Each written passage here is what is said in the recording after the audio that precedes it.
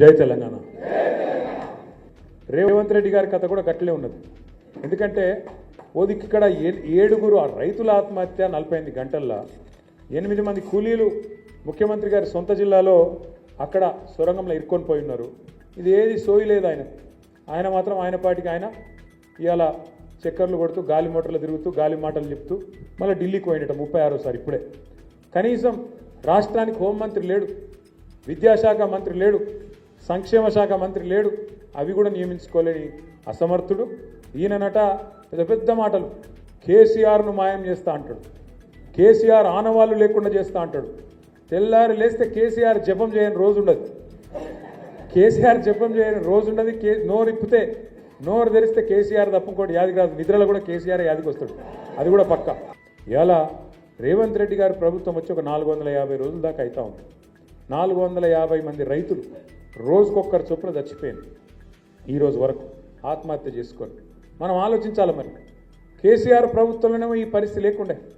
కేసీఆర్ ప్రభుత్వంలో మనం చెప్పుకున్నాడు కాదు, కేంద్ర ప్రభుత్వం పార్లమెంట్లో చెప్పింది రైతు ఆత్మహత్యలు భారతదేశంలో అత్యధికంగా తగ్గించింది కేసీఆర్ ప్రభుత్వం, తెలంగాణ రాష్ట్రం అనే మాట మనం చెప్పుకున్నాడు కాదు, కేంద్రం ప్రభుత్వం పార్లమెంట్లో చెప్పిన మాట. ఇక దానికి రాహుల్ గాంధీని తెచ్చి ఎన్డీఎస్ఏనట ఇంకోటట ఆగమేఘాల మీదకి ఇగో ఇది చూసినారు, ఇగో ఇదే పర్రె చూసినారు, మొత్తం పోయింది. 1,00,000 కోట్లు ఇళ్ళకెళ్ళిపోయినాయి, పర్రెలకెళ్ళి త్వరలకెళ్ళి కిందికి వీకినాయి. మొత్తం జనాన్ని ఆగం చేసి కాళేశ్వరం అంటేనే అవినీతి, ఇది అది డామ్ డూమ్ అని చెప్పి మొత్తానికి ఓట్లు దొబ్బినావు జనాలను. నువ్వు తర్వాత ఇంకా మళ్ళీ పుల్లన్న ఉన్నారు కదా యూట్యూబ్లో, అందరు కలిసి మొత్తం కేసీఆర్ తిట్టుడే పనిగా పెట్టుకొని జనాల నెత్తులు పాడు చేసి రైతుల నెత్తులు కూడా ఖరాబ్ చేసి మొత్తానికి ఏదో జరిగినట్టు చూపెట్టి ఆయనతో ఓట్లు కొట్టుకున్నారు. మరి నేను అడుగుతున్నా ఈరోజు ఇదే మేధావులను, ఈ రాష్ట్రంలో ఉండే మీడియాను కూడా నేను అడుగుతా ఉన్నా. కాళేశ్వరంలో ఒక్క బ్యారేజీలో ఒక్క పర్రె పడితే దానికి ఇంత లొలిపెట్టిరు మీరు. మరి అలా సుంకిశాల కూలిపోతే, అక్కడ రిటైనింగ్ వాళ్ళు కూలిపోతే ఎవ్వరు మాట్లాడరు. బీజేపీ మాట్లాడాడు, కాంగ్రెస్ వాడు కుయ్యనడు. ఎస్ఎల్బీసీలో 2.5 కిలోమీటర్ల టనెల్ కూలిపోతే ఎవరు మాట్లాడరు.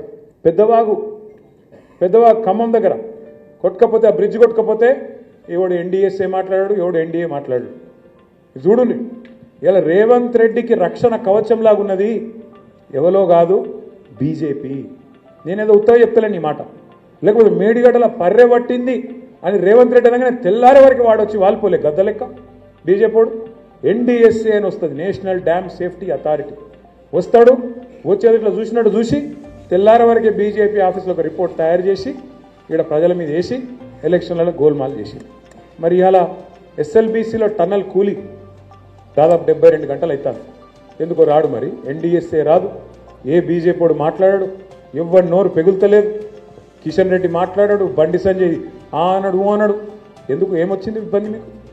ఈ రాష్ట్రంలో కాంగ్రెస్ పార్టీ అత్యంత అవినీతి ప్రభుత్వాన్ని నడుపుతా ఉన్నది. ఇక్కడ ఆర్ఆర్ ట్యాక్స్ వసూలు చేస్తున్నారు, RR tax, Rahul Revanth tax వసూలు చేస్తున్నారు. ఒక్కొక్క బిల్డర్ దగ్గర హైదరాబాద్లో స్క్వేర్ ఫీట్కు 150 రూపాయలు వసూలు చేస్తున్నారు అని ప్రధానమంత్రి గారు వచ్చి ఏప్రిల్ మాసంలో గర్జించిపోయింది. కేసీఆర్ ప్రభుత్వం అప్పటిదాకా ఘోరాతి ఘోరంగా ఉన్న కరెంటు వ్యవస్థను మంచిగా చేసింది.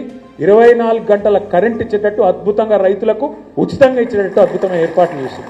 సబ్స్టేషన్ లేని కాడ సబ్స్టేషన్ కట్టినాం, లైన్లు వేయాల్సిన కాడ లైన్లు వేసినాం, పోల్స్ వేయాల్సిన కాడ పోల్స్ వేసినాం, ట్రాన్స్ఫార్మర్ పెట్టాల్సిన కాడ ట్రాన్స్ఫార్మర్ పెట్టినాం, కరెంటు బాగా చేసినాం. మళ్ళీ రానున్న రోజుల్లో కలుసుకుందామని కూడా తెలియజేస్తూ జై తెలంగాణ.